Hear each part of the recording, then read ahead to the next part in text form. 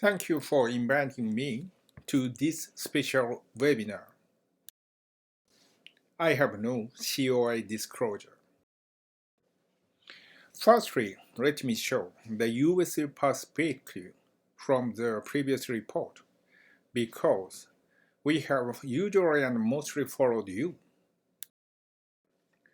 This slide shows a report from UCSF on 1995, routine primary repair of TOF in neonatal infants less than 3 months of age. They performed 30 consecutive infants. 10 duct-dependent symptomatic patients were repaired in neonates, and the other asymptomatic 20 had planned primary repair at around 2 months, with just one early death in median 19-month follow-up. Boston Children's Group reported this paper on 2001.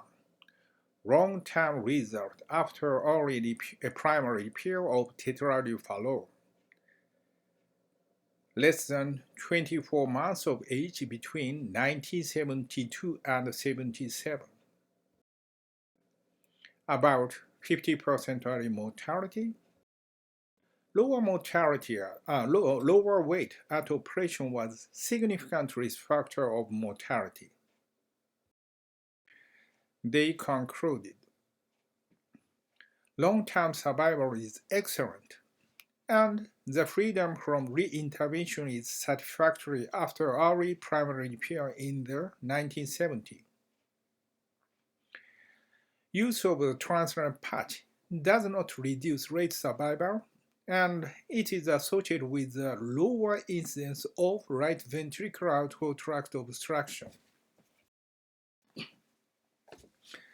However, other experts have reported different rate results on transplant patch, especially on the right ventricular function derived by pulmonary regurgitation. And many pulmonary valve sparing and many allorectomy approaches has been reported. And this trend is advancing even now, as you know well. SGA2 database group provided this report on 2010, contemporary pattern of management of TOF by analyzing more than 3,000 operations. This slide shows relationships between procedures and age.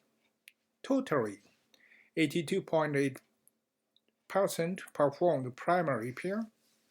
Intervention during neonate was performed on 12% of all the patients, and about half of them chose primary repair as the first intervention. Concerning pulmonary valve preservation rate, patients with more than 3 months old had around 50% rate. On the contrary, neonate had less than 50% rate. And both group of less than 3 months of age and the staged repair group, they had around 30%. Overall hospital mortality was 1.9%. The higher mortality group were the group of anatomical repair in neonate and palliation before 3 months of age. They had worse mortality. Well, what influenced the choice? In 2014, we got an interesting paper from Pediatric Health Information System, timing of complete repair of non-ductal dependent TOF and short-term post-operative outcomes, a multi-center analysis. They informed us that significant institutional variability was noted for timing for TOF repair, and the timing did not relate to surgical volume. And the primary neonatal repair is associated with significantly higher morbidity and mortality. This paper from Boston Children Group has been already shown in my talk. They had this another report on 2017. The title is Optimal Timing for Elective Early Primary Repair of TOF. They concluded that elective repair in patients older than 55 days of age, irrespective of size of the patient, can be safely performed without any increase in reintervention rate on right ventricular outflow tract. From another point of view, I show a paper from Japan. Pulmonary annulus growth after the modified BT shunt in TOF.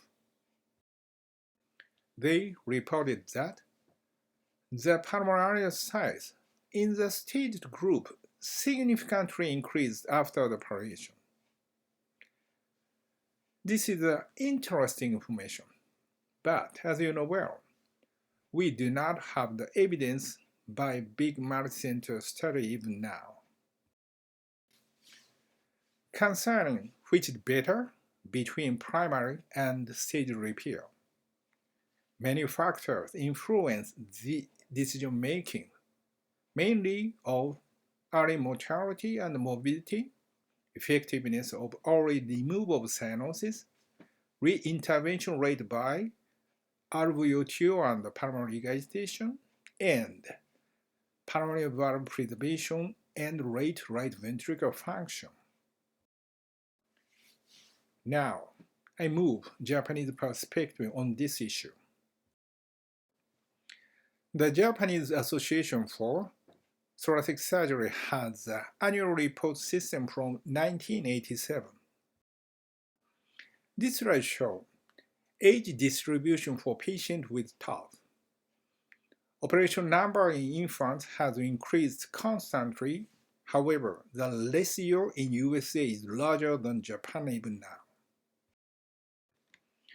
By the way, another more detailed Japanese database of JCVSD congenital, it was started from 2008. Today, I studied both data on the patient between 2008 and 12. As you can see, the studying period JCVSD could not say perfect Japanese information movement, but I believe this can show exact tendency for TOF in Japan. This slide shows yield trend in neonates.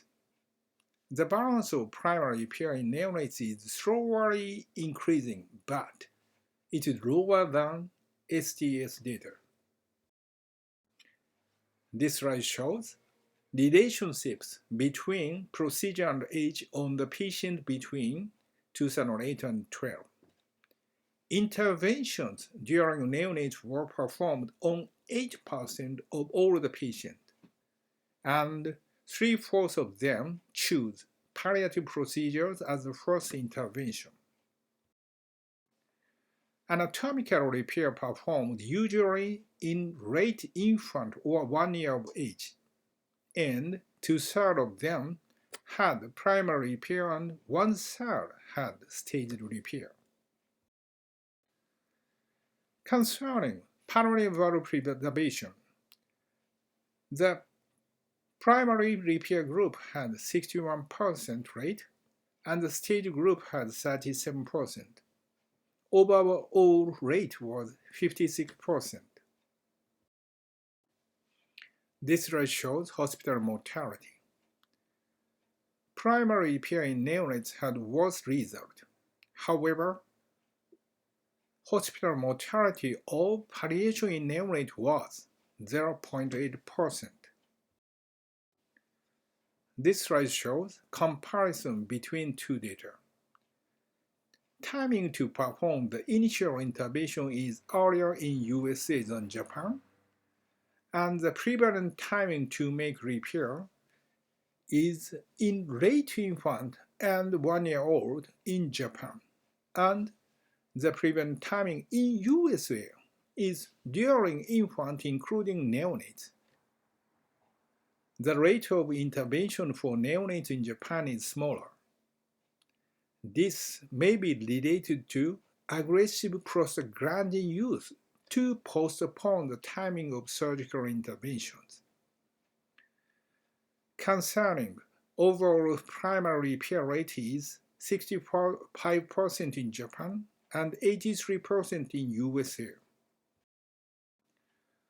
Overall pulmonary valve preservation rate is 56% as 44%. Overall hospital mortality is 0.9% to 1.9%. Hospital mortality on each group is shown in this slide. Anatomical repair in infants and over 1 year old has good result on both groups, and anatomical repair in neonates has worse result on both. However, hospital mortality on palliation group in neonate and infant, it is different between two groups, showing in this slide. By the way, 2 years ago, we have made comparison between Europe and Japan. Using these big data analysis, we had an information that there is no significant difference on most anatomical repairs group between two.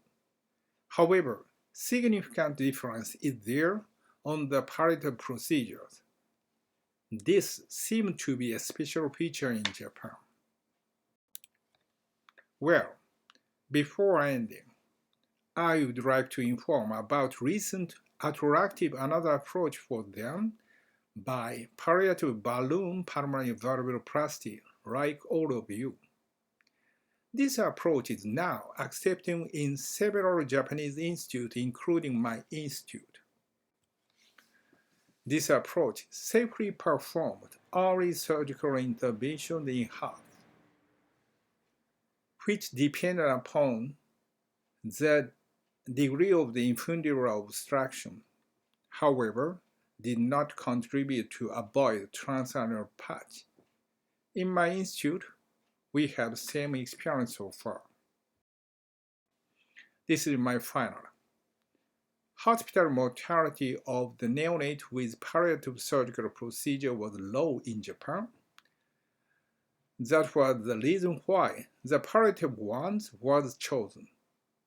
The better result of them may be dependent upon aggressive use of prostaglandin, both to postpone the timing early surgical intervention and to stabilize the condition of the symptomatic neonates. Early palliative balloon pulmonary valvuloplasty, it can be an alternative to early palliative surgical procedure on some selected patient, depending upon mortality, mobility, and pulmonary valve preservation rate. Thank you for your kind attention.